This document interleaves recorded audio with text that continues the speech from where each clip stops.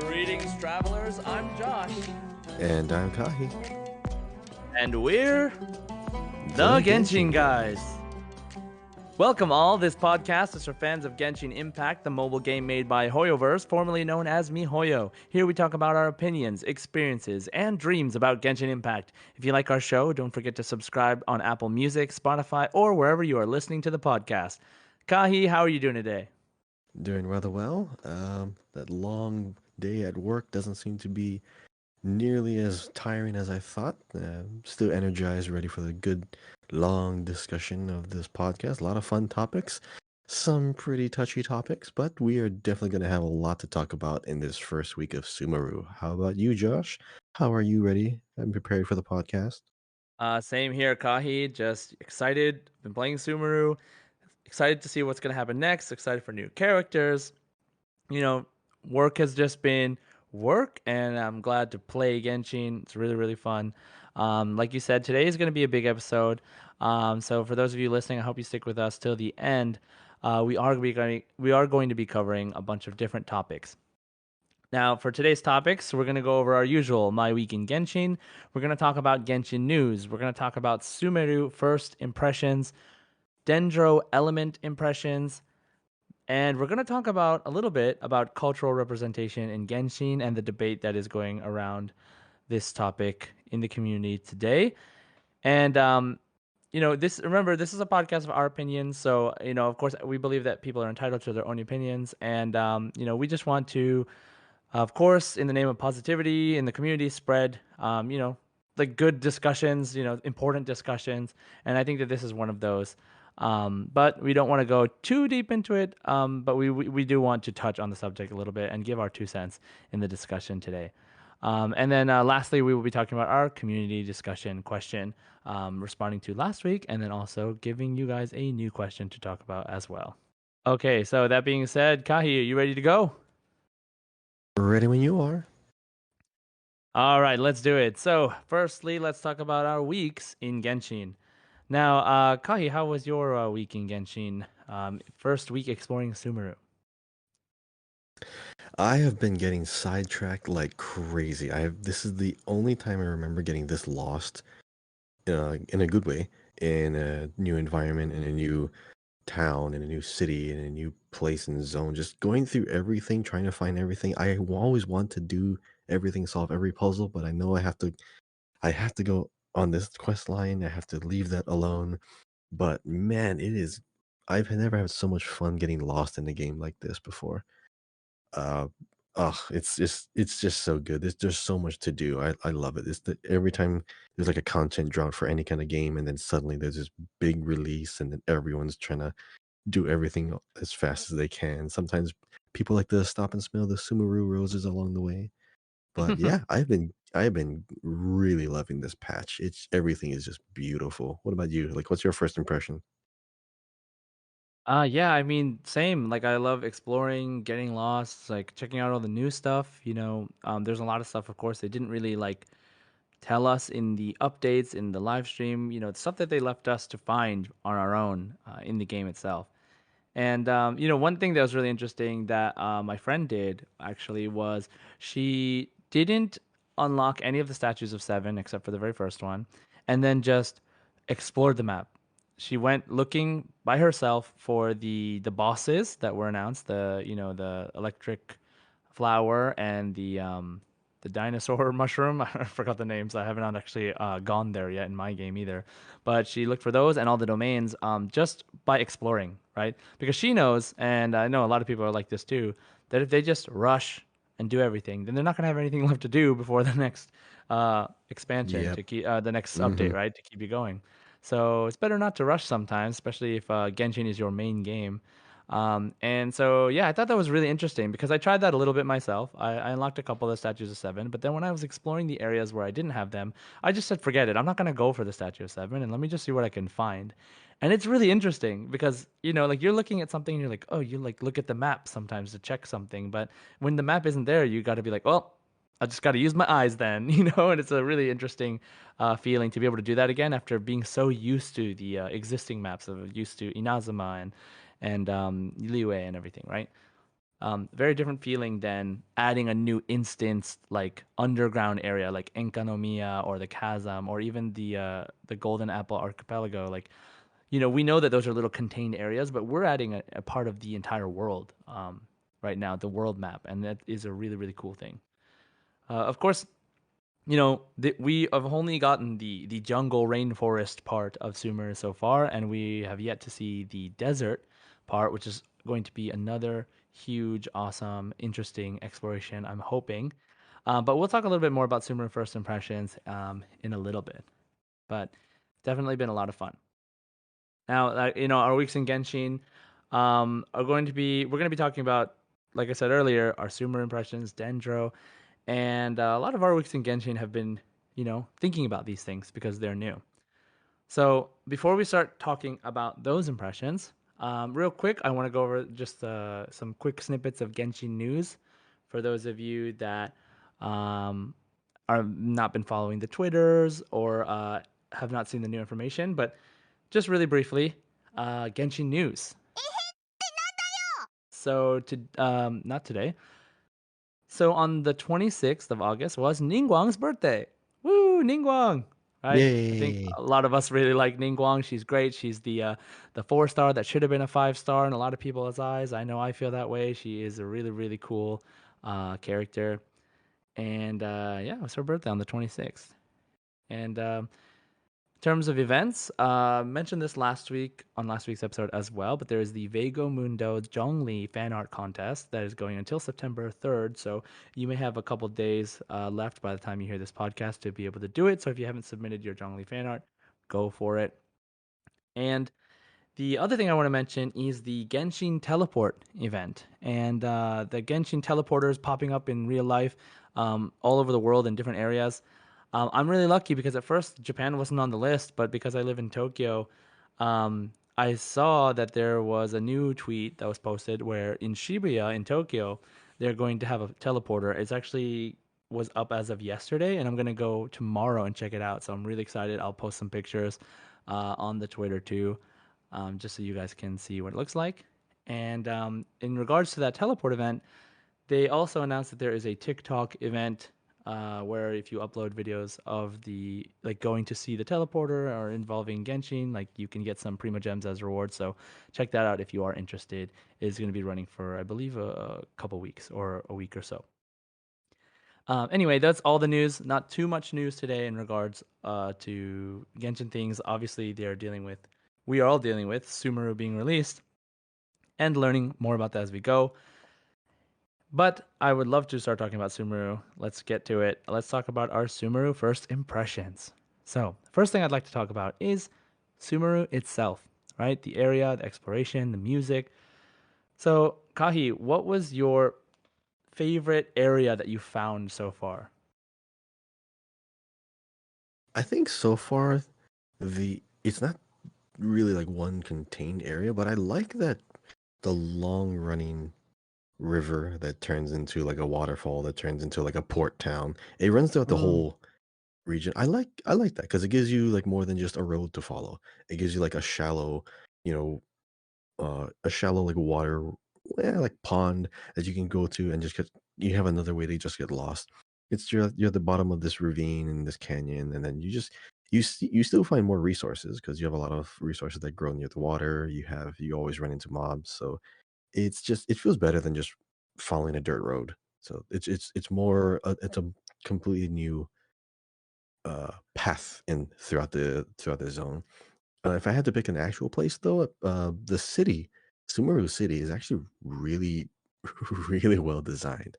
Like it's clean, it's molded with nature. The buildings are very, very shiny. You can go into a lot of the buildings. Like there's a lot of restaurants. There's a lot of doors that just open right up into like another downward area where you go into the story. But I just like how full it is. This whole place is just stuffed with all kinds of hidden little pathways and little things to discover. And even you can tell there's a great amount of care. that went into the design of this place. Just even since day one, there's always an intention behind why this road goes here, why this road goes there, why is there an open space over here? It's going to be for something else later on. It's just so well crafted. It's so pretty. Um, everything is shiny. Everything is just breathtaking. Every single view, every time I go over a hill, I see a whole new like forest right below me, and then I go over that hill, it's a whole new city over here. It's just great. I'm just loving the scenery in this place. Yeah, like one of the things I really like about Sumeru so far is like the verticality of it. And it's really interesting because they added this new mechanic where you can kind of slingshot to these little stars, little like Oh, I floating love sparkles. that. It's so Like satisfying. like there's not like a real story explanation for that.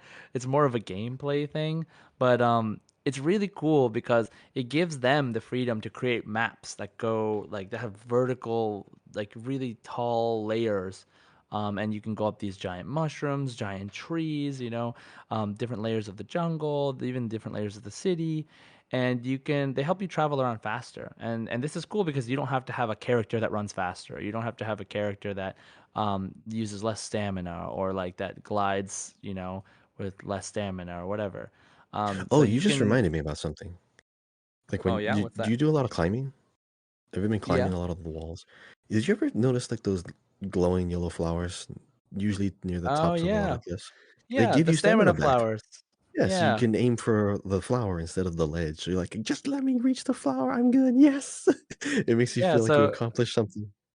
it's great because like they've added, ways for you to explore no matter what character you're using and make it an enjoyable experience. Because imagine if you didn't have those elements. And for those of you that have already been exploring Sumeru, imagine trying to find a way to climb and conserve stamina going up these giant trees or giant cliffs or giant mushrooms. And I think that they really did a good job, like thinking about the experience and how smooth it is to be able to move from one area to the next or one layer of the area to the next. And I really like that about Sumeru so far. That I can feel free to jump down because there's probably going to be a way for me to get back up and without having to like teleport back, different like far away or whatever. And so, yeah, I think that that's a really cool part of Sumer so far for me. And oh man, and as far as like a specific area, I also really love the port, right? And the music involved there. So definitely if you haven't been there yet, I would say just go there and just listen to the music. It's really good, and the port town itself is very creative, I think, and really interesting Ormos, because it's way right? different. Yeah, Yeah, Port Ormos, so Port it's way Ormos. different Yeah, there we go. than like Liyue's port, right? Liyue Harbor. So super super interesting.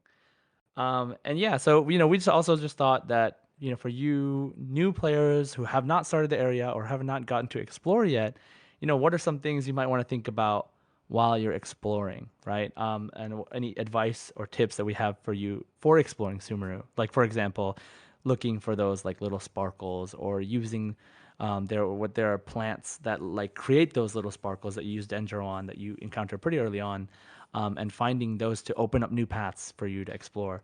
Like Kahi, do you have any recommendations or advice to give our new Sumeru explorers?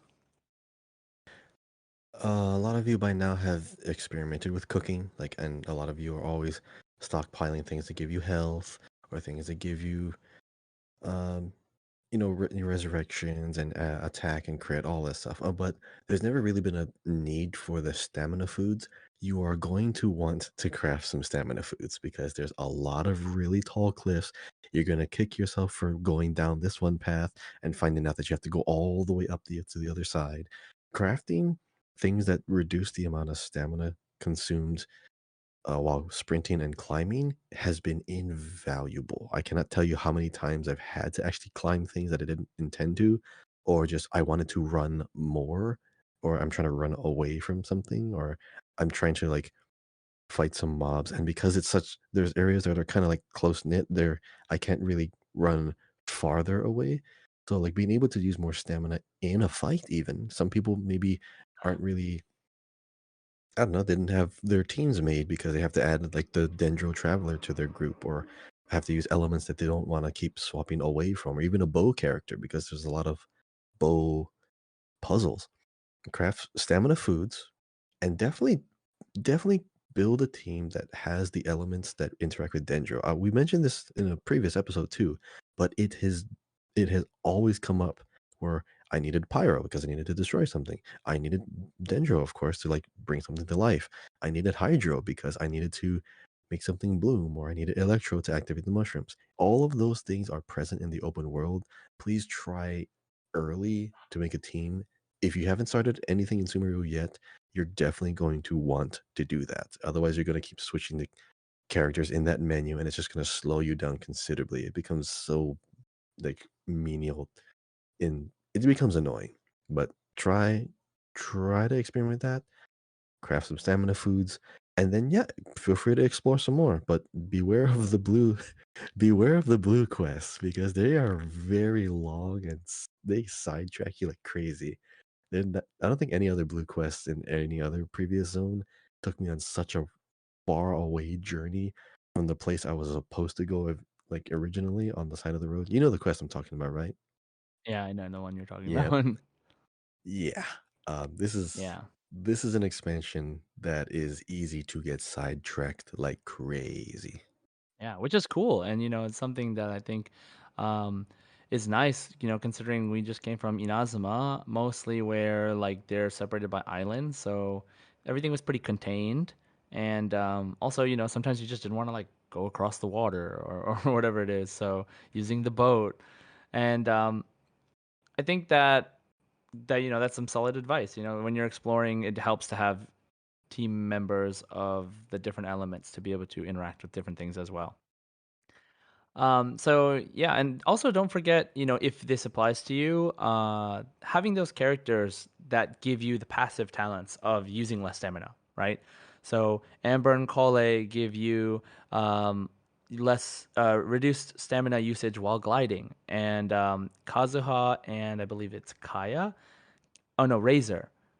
Maybe all of them actually give you reduced stamina while running, and Shao gives you reduced stamina while climbing.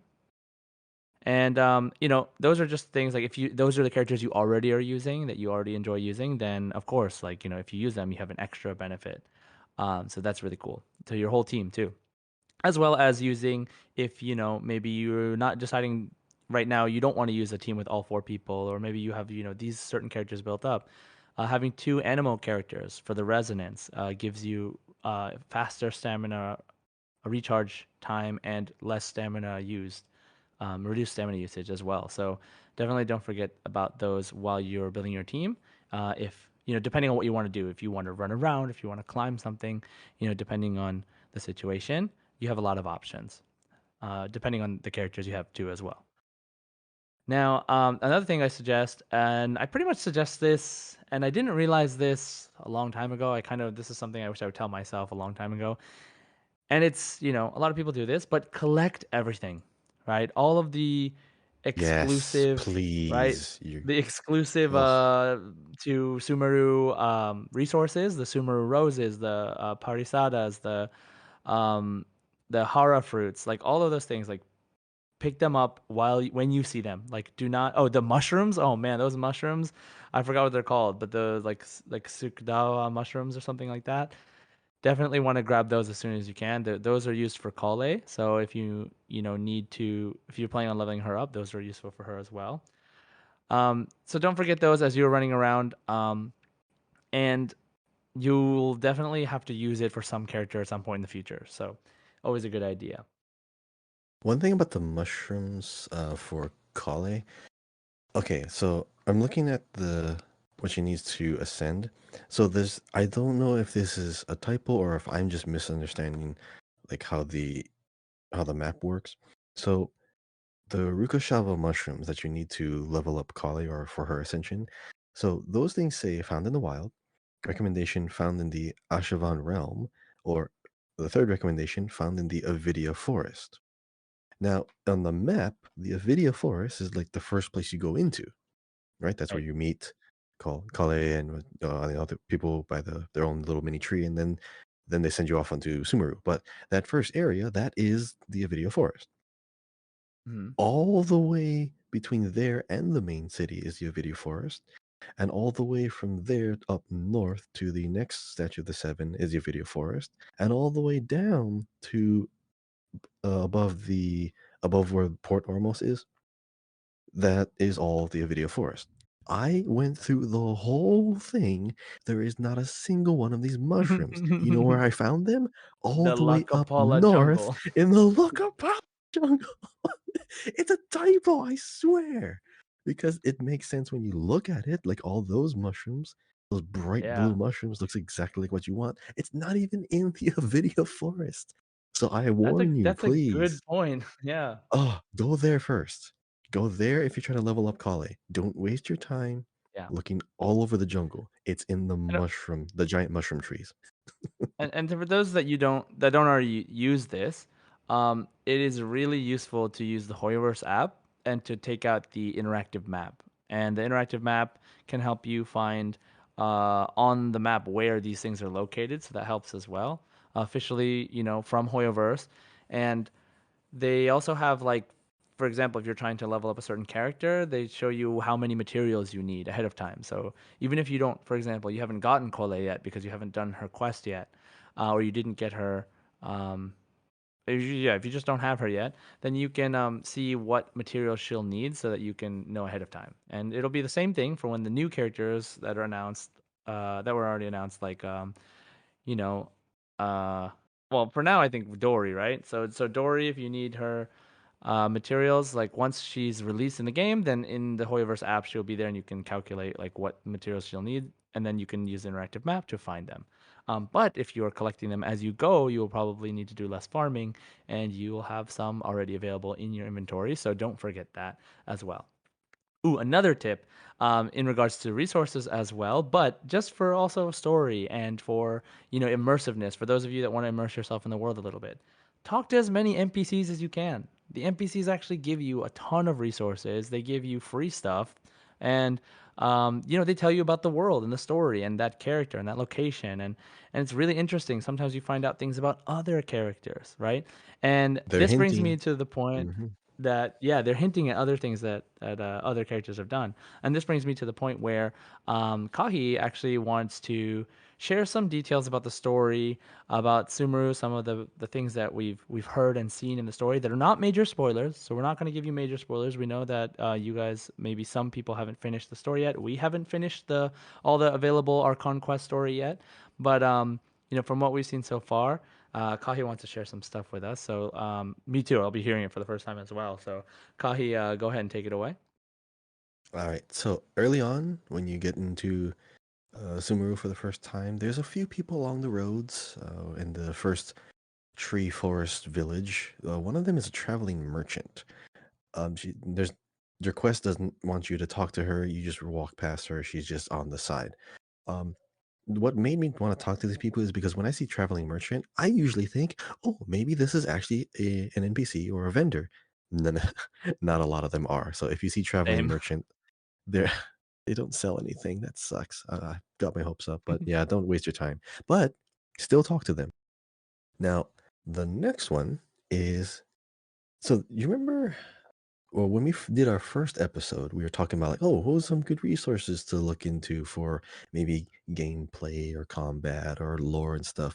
So this guy I still subscribe to on YouTube because he brings up really cool videos.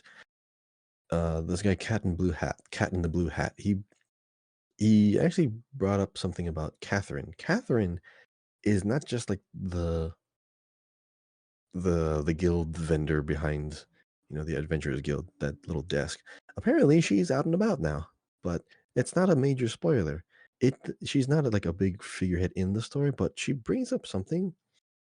It's like a sideline here. It says, saying and doing the same things over and over again can get pretty monotonous, like watching the same Fontaine movie day after day. So the name pops up again.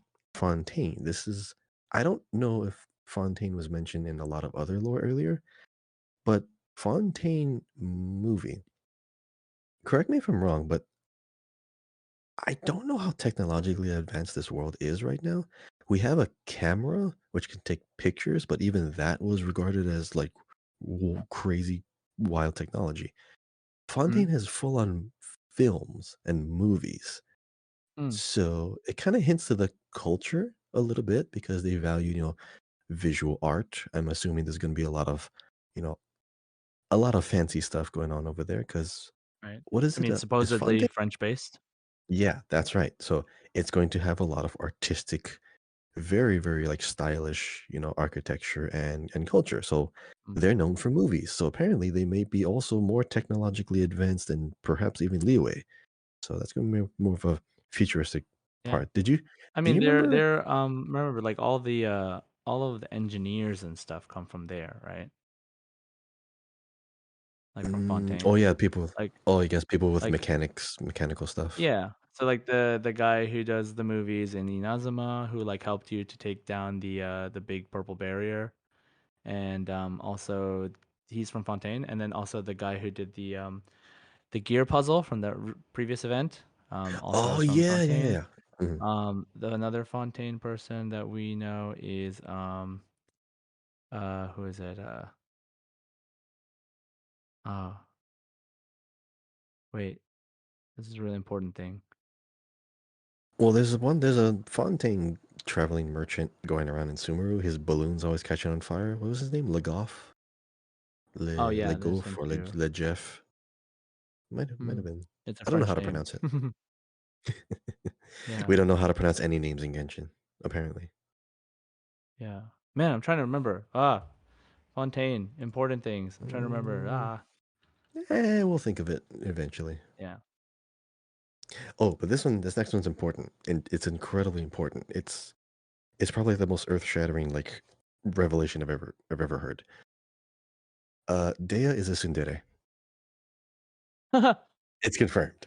It is totally Confirmed. confirmed. Yeah. And You for see the picture in the Sundere is galley? what for people who don't know? Okay, so actually, Josh, do you want to explain this one? You might have a little bit more background knowledge on this topic. Yeah. So yeah, so tsundere is a Japanese word, usually used for like a female character, usually in anime, who switches from being like, very cold and like showing no interest in like the person who is like supposedly like the main character or the main love interest. Um, but then like just switches to being like a cutesy or soft and sweet person. So like they're like go from tough and cold to soft and sweet, and that's like called tsundere. So there's a part where you meet her. She does that signature move. She closes her eyes. She turns away, nose up in the air, like I didn't really care, or this is not how I usually act, or I'm just gonna I'm just gonna do my own thing. She's such a great character. She's hilarious, but great design, great personality. I thought she was gonna be like really like super mean and tough and like because she's a mercenary, but apparently not. She has a soft spot. I thought that was pretty funny. But she did that signature move is hilarious. Oh yeah. Um, Oh, I remember the Fontaine. mhm. Wasn't the guy who was the guy who made the machine that made the hallucinations in the Golden Apple Archipelago in the last event? He was from Fontaine. That the Fatui kind of brought him there, right? Like that machine was Yeah, his. that's more than likely true. I forget his name, but yeah, he was like just an engineer who was just being overworked. I if I Right. You can kind of tell like by the name, it kind of sounds French or like some kind of like Hmm. Western European thing. So Yeah. yeah, you're more Like than likely Francis correct. or Hmm. Xavier or whatever. Right. Okay. Yeah. Sorry. Yeah. That was bothering me. um. Okay. So Dea Tsundere. And I guess I'll kind of skip through the other ones because I don't want to really give a lot of spoilers because I don't know where everyone is at Yeah. in the story. But just remember the name Scarlet King. Some of the other characters are going to bring them up. But the last one I want to bring up before we move on to some other topics is Mm, Lisa. You all remember mm, everyone's favorite electro character from the beginning, Lisa. Her idol animation. A lot of people, I don't know if they remember this, but her idol animation, she pulls out like this purple flower. And mm, her whole, burst is pulling up a lamp, and her whole kit is around like electricity being like very elegant and flowery and very, I guess, ornate with what she does. The Sumeru rose is what she pulls out in her idol animation. So that's where she got it from. So she might have more connections to this place than we think. Either, I mean, we know she learned her crafts from this place, but Mm. her signature thing is the rose, which came from Sumeru. I thought that was pretty cool. Yeah. Okay. All right. So yeah. So this actually, when I was streaming, I talked about this because I saw this and I was like, huh, Ah, there you wasn't go. wasn't this the was th- this the rose, or was it just a generic rose that you give her the first time you go on a date with her in her mission? You remember that? I Like should, you can but I choose what to don't. give her, and she reacts differently based on what you give her. And like you can give her a rose, and she's like, um, I don't remember if it said Sumer rose, if it was just a rose, but um, like she was really like, oh wow, like wow, you know exactly my taste or something like that. I mean, obviously she's Hmm. known as Witch of Purple Rose, and Yep. yeah, actually, like there were some really interesting. I don't want to spoil anything, especially if you haven't done it yet, Kahi. But there are some NPCs that talk about her and her legacy in the academia, and I don't want to spoil it yet. So yeah, it's really really cool. I really like it's making me want to use Lisa, but I know I'm gonna use Lisa on my other main account when I just start my America account with no gotcha rolls. So but yeah, anyway, she's cool, and you know, Dendro has made her a lot more interesting, which we will talk about in a moment. Yeah, it's a good But segue into this. Yeah, we can start. Yeah, we yeah, can start talking about Dendro itself and how like he can revitalize old characters into new teams. Yeah, you want to start? You want to start with yeah, this one? sure. So thanks for going through those little story things. There's some really really interesting things. When you talk to the NPCs, if you care about the story and the lore, definitely talk to as many NPCs as you can, and you know, try to pick up on these like you know little things that Hoyoverse has dropped along the way. Um, about characters we already supposedly know about, right? Like Lisa being brought up now a lot because this is where she studied. Um, is like a really interesting thing because you know not only is Lisa not played that much in terms of like you know character meta and all these things, but you know she just hasn't been that present in the story either, and now she's kind of coming back in like a you know reference. She's being referenced a lot, so she's coming back in that way. But I wouldn't be surprised if she just showed up, to be honest, and like you Oh, know that'd it'd be be really great. cool if He Lisa just walks shows up in. in the story. Yeah, because like you know why not? So so anyway, so yeah, so those are some, you know, first impressions of Sumeru. And now we want to segue over to Dendro. Like we were saying, let's talk about Dendro a little bit, right? So, you know, like we were just saying, so Dendro has brought up a lot of characters from the depths, from nobody was talking about them, nobody was using them for one reason or another. And Dendro has, as a new reaction, has brought a lot of characters out that are Electro, and even some Hydro characters, I believe, as well. But you know, the element itself is really, really interesting. How has your experience been with Dendro so far, Kahi? Have you like created any fun teams? Anything interesting? Like, what do you like about it? What do you think? Like, do you think it's strong? Like, let me know your impressions of Dendro. So I didn't know they didn't even say it was gonna do this, but Dendro, the application lasts longer than any other elemental application, even Mm, while it's reacting to the others. So you notice how if you ever mix Hydro and Electro, once like they react, like the new element is applied and kind of takes over because it just caused that one instance of damage. But Dendro stays on while the other element is being applied to it constantly. So you have two elements being applied to it at once. That's huge because you can get more elemental reaction damage. Um, so a lot of teams that can typically be weak actually now can interact longer and more and get more elemental mastery uh, procs off of it because either the original problem was their attack damage isn't as high of a scale, but if you just stack a whole bunch of elemental mastery on them, then of course now they're going to do way more damage in the long term. So the team that I went into Sumeru with was Klee because I got her like by accident. But I have Kuki Shinobu, and Kole and Yalan. Now, this particular team is really solid because you have bows, you have a Dendro applier, you have every element that you need to interact with everything in this zone.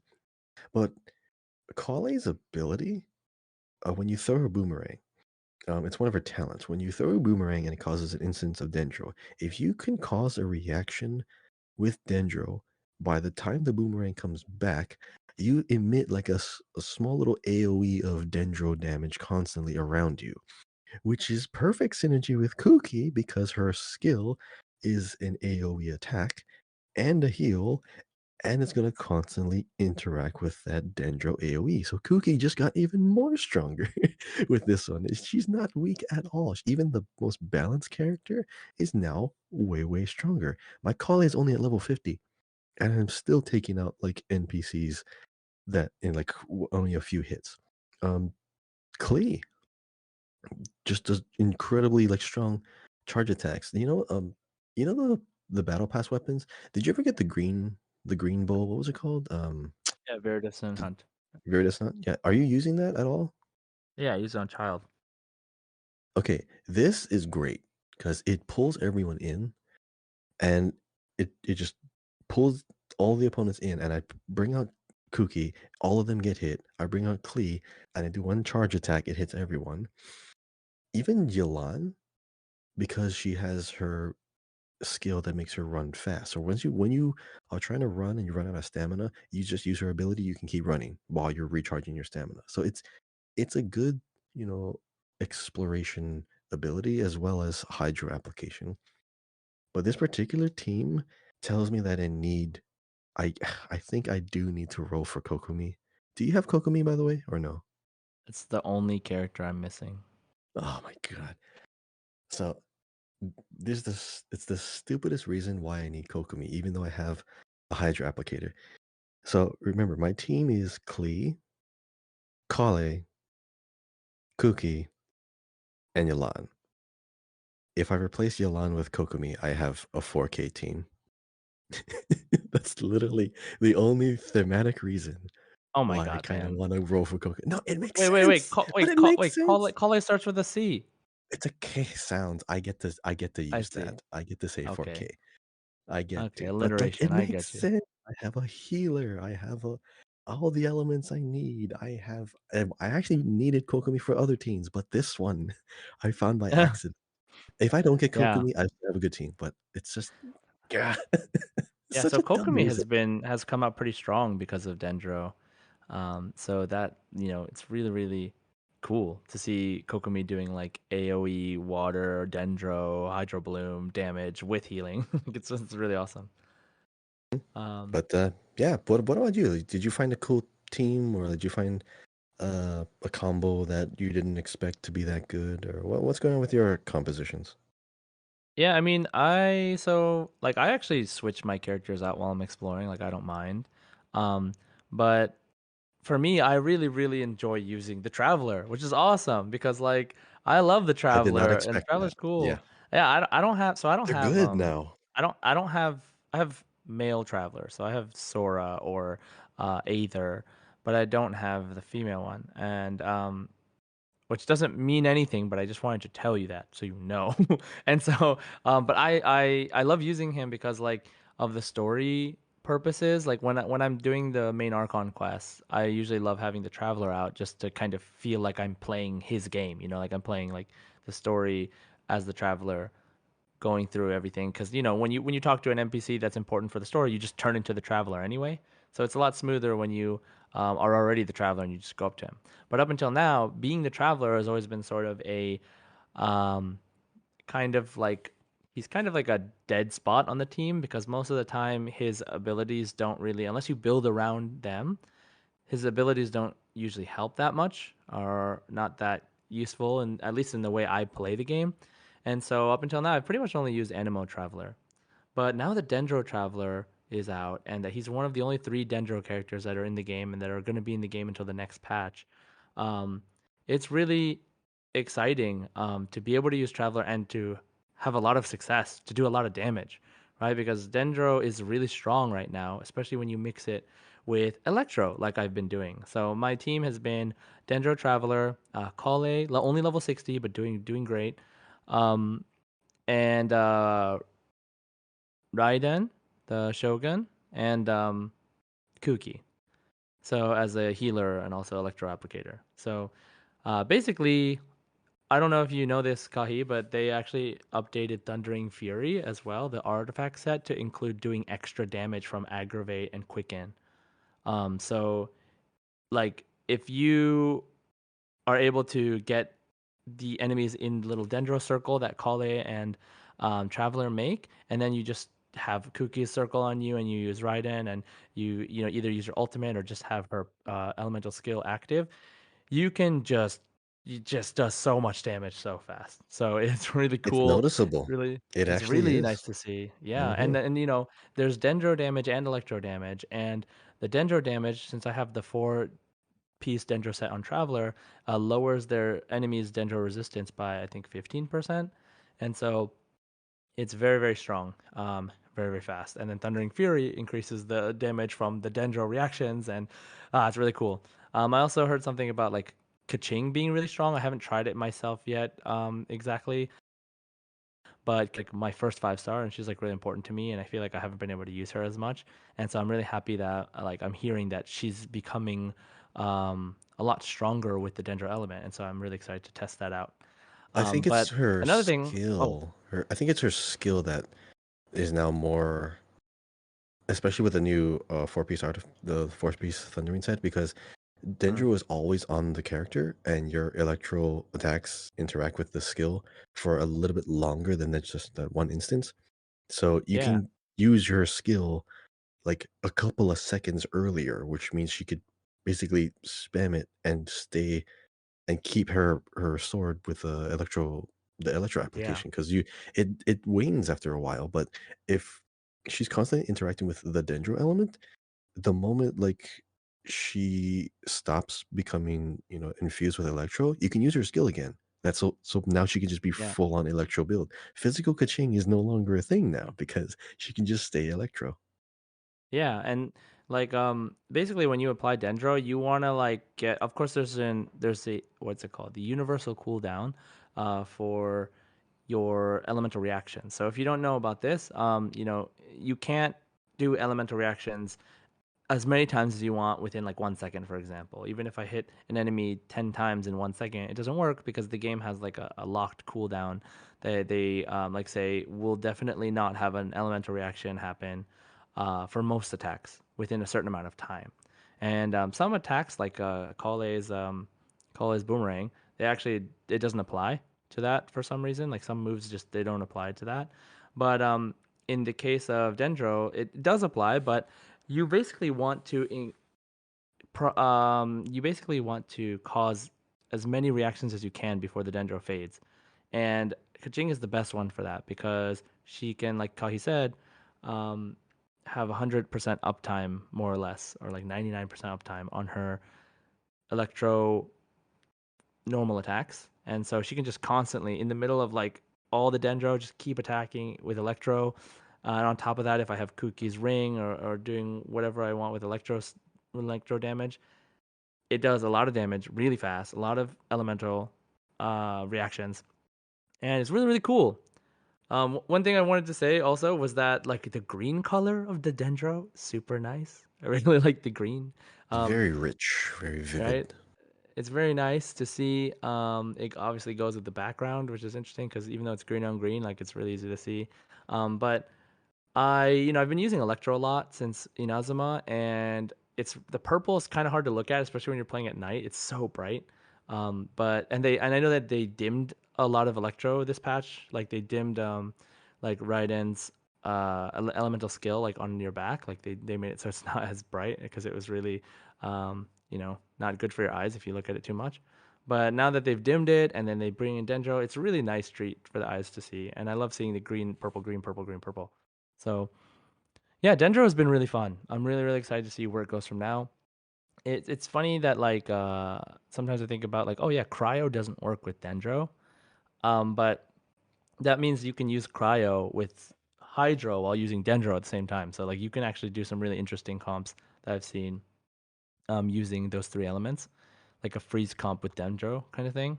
But yeah, we'll see what people figure out with the element, how it works, and what fun teams there'll be, especially when we get new characters, right? Really looking to forward to making a Hydro team with Dendro using my child and my Tartaglia, and possibly I'm really excited for Candace, like the new Hydro polearm character that's coming out soon. So we'll see how that goes. Of course, Nilo is coming out as well, right? And yeah, so those are I think our Dendro element impressions. How are you guys using the Dendro element? Like, is it fun for you? Let us know in the comments. Let us know on Twitter. Definitely want to hear how your Sumeru and Dendro elements are going so far. So, so that's the first half of our podcast, basically, and the second half, we want to talk about a different topic that is going on in the community right now, which is the cultural representation in Genshin.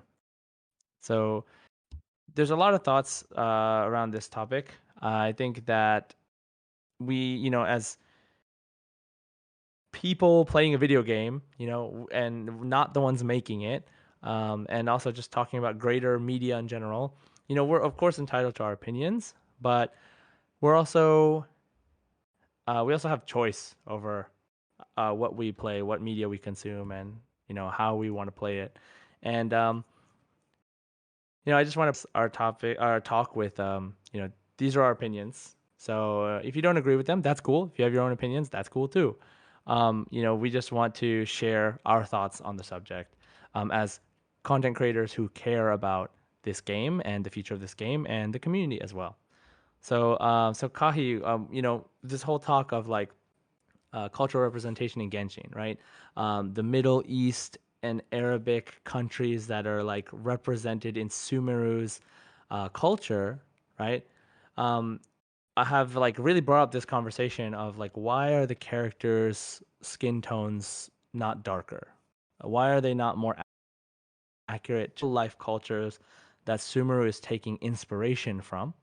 Um, in a similar way that like Liyue takes inspiration from China, Inazuma takes inspiration from Japan, and Mondstadt takes inspiration from various European countries, but mainly Germany. Um, how do we feel about the fact that in Sumeru being represented by culture whose people who are in a culture whose people there are many darker skinned people, where's the representation? So there's a lot of different opinions and feelings about, what should be done or what could be done.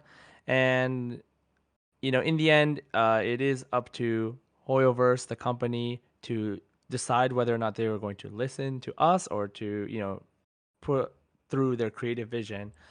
So in regards to this topic, Kahi, like what are your thoughts? So there's a thing called consistency, and it's applied to a lot of things.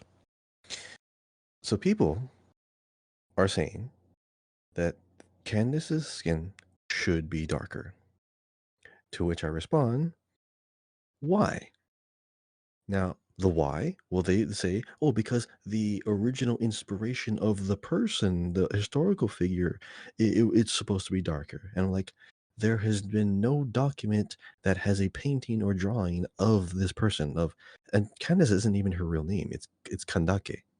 And this Candace is the Latinized version of it. So, like for people who are learning that culture from the West to pronounce it, they pronounce it Candace. So, so if you want to be consistent, you calling her Candace is technically racist. But I'm not going to say that. I'm not going to call you that because I understand we're just trying to make an interpretation. You can have a person and a character called Candace. And I'm not going to be looking for the root original first person in the entire history of mankind called Candace and compare it to that. Because I would have to do that for every character. I do not have the time to do that for every character. You present me with a character, I will look at it, and if it looks cool, I'll say it looks cool. I like Candace's, character model. Now, for those of you who Haven't really gotten the chance to see it. They've already released their official art. You most likely have seen it by this point. The skin's fine. And here's why it doesn't I feel it doesn't need to be changed. So I looked up two lists. Josh, did you get to did you get to look at the links yet about the all the people in it? Yeah. Or did you just okay. So first one, Forbes Middle East. This is Forbes now. It's a really, really big company. They have a list, the top 100 Arab celebrities. Want for anyone who wants to, familiarize themselves with more people in Arabic culture, Middle Eastern culture, and just really see what they look like, because I feel like not a lot of people are exposed to a lot of the people there. The top 100 Arab celebrities. Open up that link and then open up Candace's official art picture and just have it side by side and just scroll through the list. 90% of those people have the same skin tone as Candace. Some of them are even lighter than Candace. That's one list. Now, I took it a step further. Okay, let me try to narrow it down a little bit to specifically the Arabic, Middle Eastern female models that exist today, a more modern list. So we have Styles at Life, hottest Middle Eastern Arabic female models. Scroll through that list and have Candace's picture on the side. They have the same skin tone. Less than a handful are slightly darker. So here's the thing about obsessing over skin tone.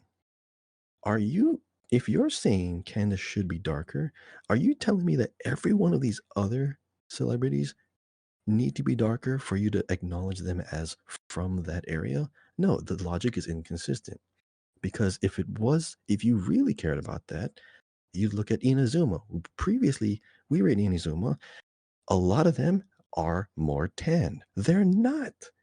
Like, Josh, you probably would say like there's a lot of people in Japan that have a little bit more fair skin, right? There's a lot of more light color skin there, right?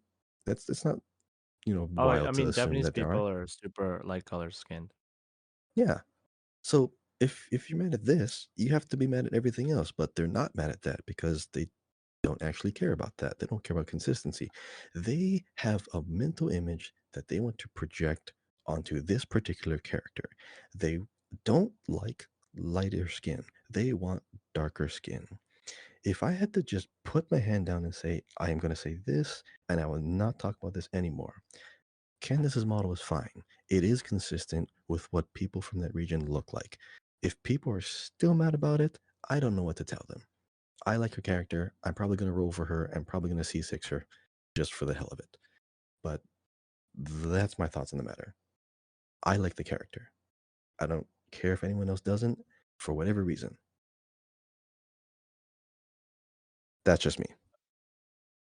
Okay, so hold on. Okay, so so thanks for sharing your thoughts. I mean, like that's like you said your opinion.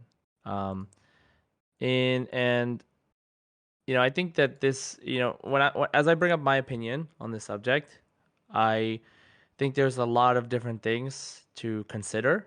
And, for me, I'm the kind of person that likes accuracy in representation, but there's also times where, especially when it comes to fantasy, that the fantasy element of it is up to the person or the people in charge of creating the vision for the creative project or whatever it is, right? Like if it's a movie or a game or whatever, you know, it's it's a fantasy project, so it's not necessarily meant to be based on real life, or at least maybe only to a certain extent, and to what extent the creative director has the decision to make. So, maybe they want to take some things from, real life cultures to represent that culture in a way, but maybe they're not saying that this is those cultures, right? This is not the culture from this place. It's only just like in a lot of other fantasy things and things like not in Genshin, for example, that people are usually totally fine with, um, that are in this game.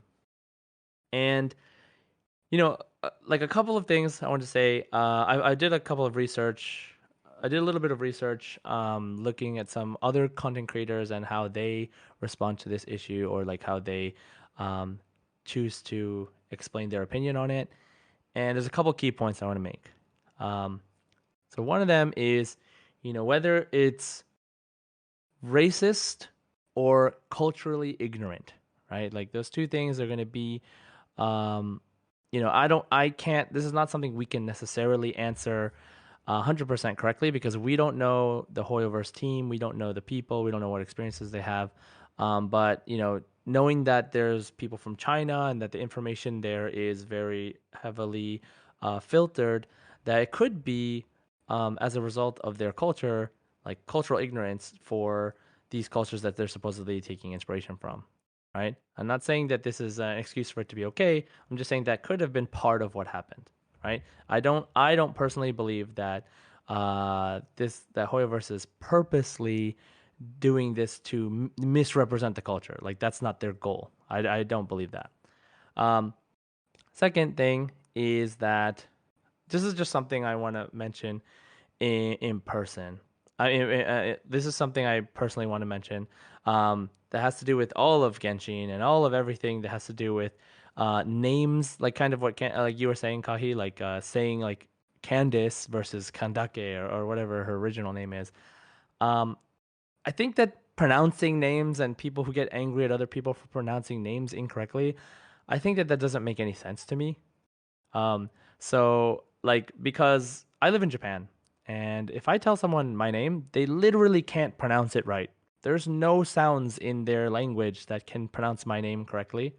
Um, and even if there is, it's maybe unnatural for them sometimes. So, that's for example the same reason why if you go to Japan and you say, "Hey, do you want to get some McDonald's?" and McDonald's is an American company that is pronounced that way, and if you go to other countries, maybe they'll say McDonald's in their own language and it'll sound like McDonald's, but if you say it in Japan, because of the way their language works, they have to say McDonald's. There's no McDonald's. So, if you're going to tell Japanese people you're saying it wrong, say McDonald's, and you try to force them to say it the way that we are used to saying it, or the way that it was originally conceived to be said, I think it just doesn't work across different languages, right? Maybe across some it works, but not across all of them, especially not the Asian languages, right? Like the big three, the China, Japan, and Korea, but also in a lot of the other ones too, like Taiwan and Vietnam, and even Indonesia, Malaysia. Like there's so many countries where just their language alone makes it not able to say a name or a concept. Like there's just no way to translate it properly. So you know if you if you're getting angry at someone for not saying Tignari properly, or they're saying Tainari instead because that's how they would read that in English, using sounds found in English, then I think that that's unnecessary. I don't think you should get mad at someone for that. Like that's just my opinion, because there's way more to it than trying to say it the original way that it was meant to be said. It's very hard for Americans to pronounce Arabic syllables. It's very difficult. Consonants, syllables, vowels, you name it. It's difficult. So I don't expect everybody to pronounce it right. If you want to try, go for it. That's more power to you. But you can't get angry at people for not being able to speak not their language, basically. I think that's how I feel about the names. And same with the leeway pronunciations of names too. You know, Hoyoverse gets the names incorrect, um, is what a lot of people say. Like even the actors themselves get their names incorrect, based off the official Chinese pronunciation or whatever. It's in English, so there's multiple interpretations of it. In Chinese, there's only one way to say it, but in English, there's might be different ways depending on how the language itself works in the name itself with the letters and the vowels. So I wouldn't, think too hard about it. Is what I'd like to say. Can you So just imagine, like, mhm. if we're acting like this about a name pronunciation, can you imagine how they must feel hearing us try to pronounce their names? The Yeah, whole like exactly. the whole region of the game is off theirs. That's off their culture. Like, how do you think they're reacting to us? I would hope that they're not too pissed off. But Right. just So, I mean, I mean, the other like you thing is said that earlier, we're yeah, taking they're yeah. taking inspiration, right? Like from these Mhm. places. It's not like we're playing Genshin and Genshin is happening in Saudi Arabia. It's not happening in Egypt. It's happening in a made-up world that takes elements from those cultures to represent the worldliness of our world, but in a fantasy game. There's no like this is not Egyptian, it's incorrect. Like that this is not Chinese, it's incorrect because it's a made-up world. So Is that Earth? they Everything's yeah, incorrect. it's not Earth. Yeah, they can decide whatever they want. They can literally make it up, right? And like I heard from like another content creator, and they said like, well, why is their fantasy world all white people or like all light skinned people, right? And so that's where I had a different angle to the conversation where as being made by a Chinese company in Asia, if for those of you that don't know, pale skin is actually a beauty standard, like has a long history of being a beauty standard. Like pale skin is beautiful, and one of the main reasons for that is because especially in Asia, but I mean I think this technically applies in a lot of places, if you were poor, then you would, or if you didn't have money, then you would have to usually do manual labor. And then because of that, you would become really tan. And no matter where you're from, right? Like, I mean, maybe if your skin is super dark, you don't get much darker. But in a lot of these like European countries, Asian countries, their skin is relatively light. And so if they're outside working, they get really dark and they're always dark. Um, that doesn't mean they're brown. They're not changing race or anything, but that's just how they were perceived. And if you have pale skin, it means you never were outside. You don't work. You're rich. You have money. You have status.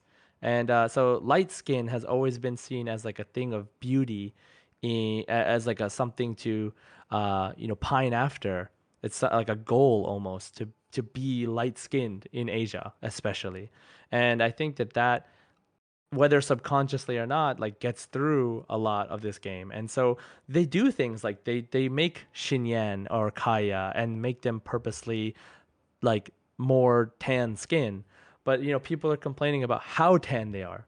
Right? Like I think that's where a big problem for me is, or it's like you just want them to be like accurate to real life people at really dark skin. Like, I mean, that's fine if they do that, but it depends on their vision for the game or whatever. And maybe in the future they will, but maybe they won't. And that's where, in the end, it comes down to um like what the company wants to do. It's a video game. You don't have to play it. And if really care about this issue, you can, you know, you can say and voice your opinion, but it's not like something you can force someone to care about, especially people that play this game, because it can push people away if you do that. If you're aggressive and toxic about, what you feel is right, that can actually damage the community. You know, I believe like if you don't really care, it's not worth it to complain and just to hop on the train of complaining. The people who really do care, the people who are represented by these cultures, let them complain, and maybe Hoyoverse will do something about it. But forcing people to think a certain way when they don't actually care or they don't, you know, want to think about it, for example, I think it can only end up hurting us in the end. And there's so many things I would love to say about this. I might do a write up of it in the future, but um, I think that it would be great if they could, diversify some of the things like body type and skin tone in Genshin. That'd be cool. But at the end of the day, it's a creative work, and they have the creative freedom to do it. And it does affect a lot of people. Some people feel that they have like as a company that impacts a lot of people, they have a social responsibility to do something like this. But I think that the biggest thing about this is that you know going like going around in the community and bad talking other people for how they feel and their opinion about this is not the best way to go about this situation or to fix the situation. I think that it just causes more discourse in the community, and the real people you should be talking to is Hoivers. You should be emailing them, messaging them, writing videos, addressing them, and not the people in the community, because the people in the community aren't the ones who make this decision. The people in the community are only the people that get to decide, I want to play this game or I don't want to play this game. And you can choose. You can boycott, you can play it, you can not play it. But don't, don't half play it. Don't say, I'm gonna not buy spend money in primo gems, but I'm gonna still play Genshin. That doesn't really make sense. So if you really care, if you really want to not support this game because they don't agree with your opinion, or you believe that they should change something about it, you don't have to play it at all. But if you keep playing it, you're supporting them. So there's a lot of different ways people can go about it. And I would love to, I like to voice that, yes, I would like it to change, but I'm still going to support the game, with the hopes that it will get better in the future, and that I enjoy the game and the world that they've created. So I'm going to keep playing it. But this is my opinion. So Kahi, you have final thoughts before we move on? It's a game, first and foremost. If I don't like the game, if I don't like something about the game, I'm gonna stop. For anyone who's trying to make a splash or trying to make a point, this is a big company. You can make a tweet all you want. It doesn't matter how many likes you get. If they don't see a business incentive to make a change to the game, they're not gonna do it. So here's how you can actually make a change. Stop spending money. Become that statistic to them. If they make a move and they see hundreds of thousands of people not inclined to spend money on their game, yeah, that sounds a lot more than an angry rant on Twitter. You either put up or shut up. If you are going to have a standard, have the standard and apply it equally to everything. Don't don't But don't be Kahi, it's so. not just Yeah. about spending money. They Hmm. shouldn't play the game at all if they don't want to support it. Like if you play Yeah, the game and support do it, that too. it's like, was the Hmm. example that I heard was Like, like, I hate alcohol, but I'm go drinking to, it. it's like going to McDonald's and saying like, I'm not gonna ever buy a meal from McDonald's, but then you go in there and get free samples, and everybody sees you go get free samples, and then they hear you say, yeah, but I'm not buying anything from them, so it's different. It's like it's Yeah, not the same thing. consistency. Like, That's what we want. yeah, Right. exactly. It's You either if you're believe gonna it or be you an don't. advocate, yes, believe it. Don't just say things that will get you likes on Twitter. So, like what I said earlier, if you're really hyper concerned about accuracy for like the look of a character, why weren't you upset when all the other characters weren't white enough? Because all of their regions, even Mondstadt, notice how I said Mondstadt, not stat. It's a but that's beside the point. Uh huh. If you're concerned about consistency, be consistent. Have a standard. Apply the standard. And if you pick and choose when to apply it, now we can narrow down the problem to maybe around your sphere. So just if you're gonna be mad about the right things. Don't pick and choose because if somewhere down the road something makes you think, oh, maybe I shouldn't apply this standard to this, ask yourself why you're not applying it. You'll learn something about yourself. So that's Okay. that's what I'm Well, gonna leave yeah. with.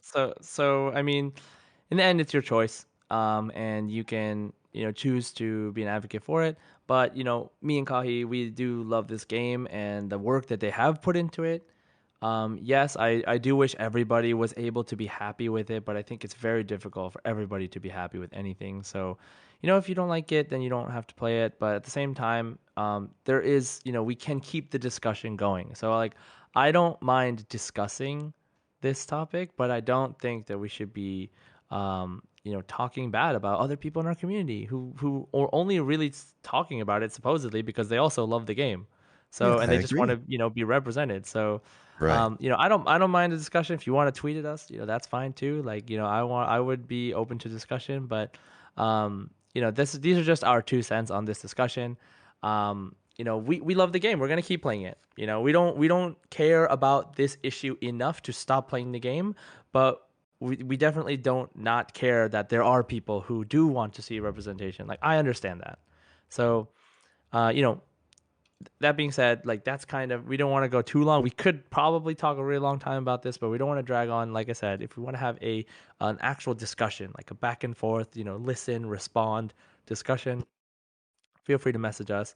Because we're only two people and we have our own experiences, and neither of us is from the region in question specifically.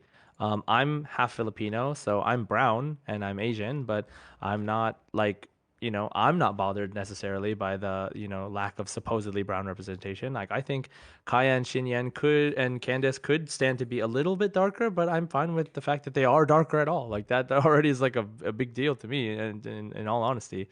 So, if I wanted to play a game that had real people representing real people, I'd probably play a different game. But this is Genshin, it's a fantasy game, so I think I'm okay with it, at least for now. So, that's our thoughts on cultural representation in Genshin.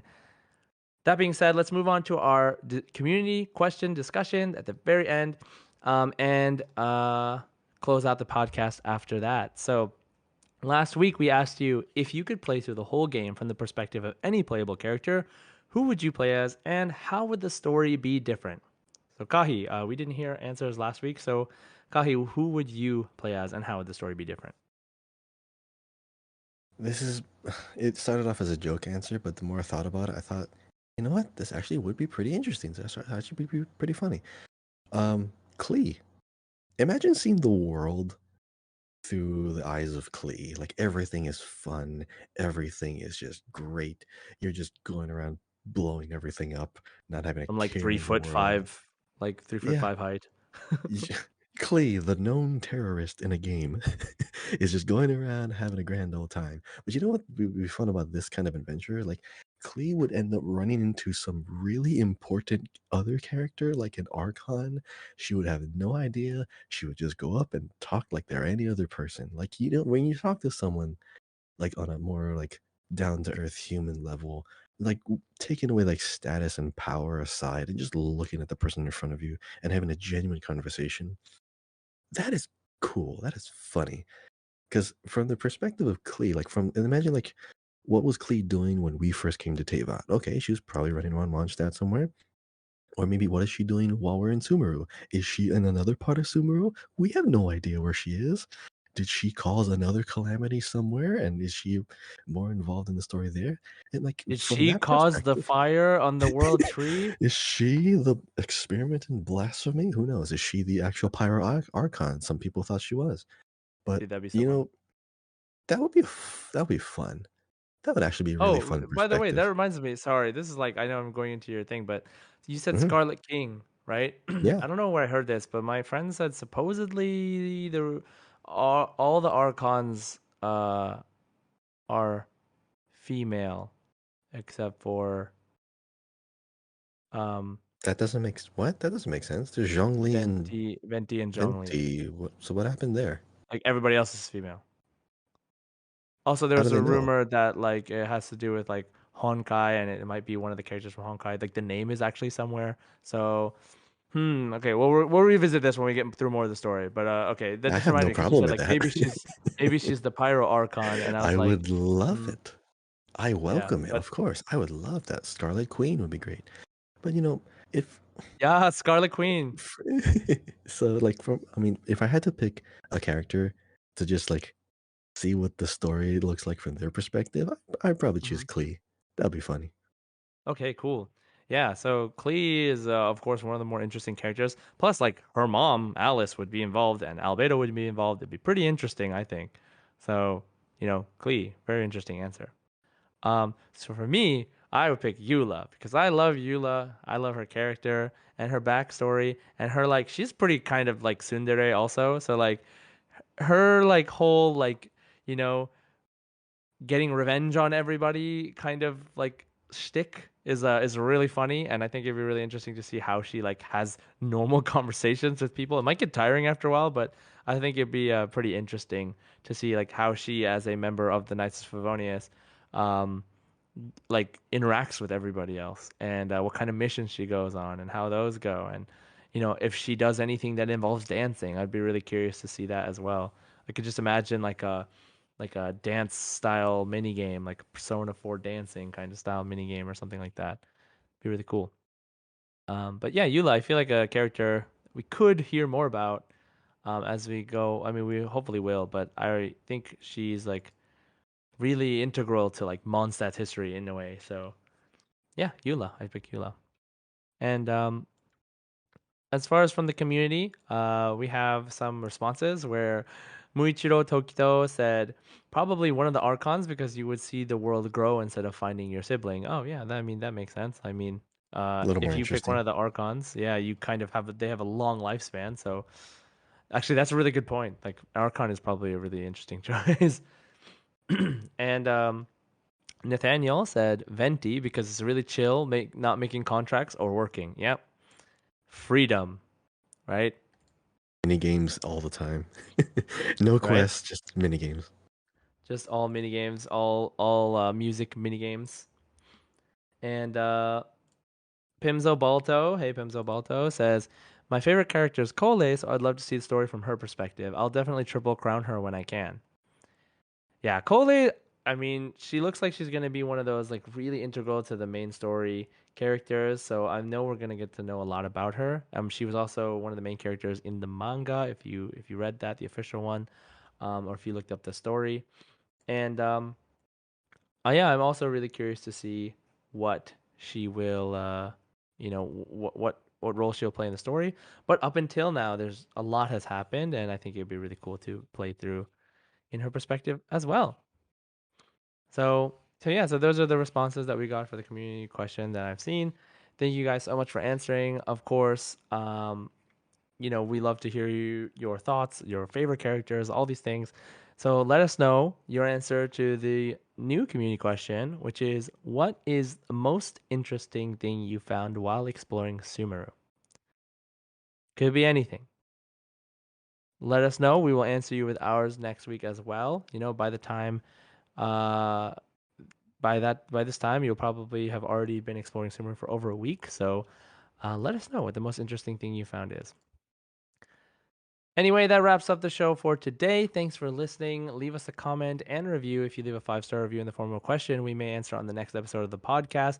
Don't forget to subscribe on Apple Podcasts, Spotify, wherever you're listening for more Genshin Guys podcast content. Follow us on Twitter once again at Genshin Guys Pod. And Ad Astra Abyssosque. 星と支援を目指せ Enjoy!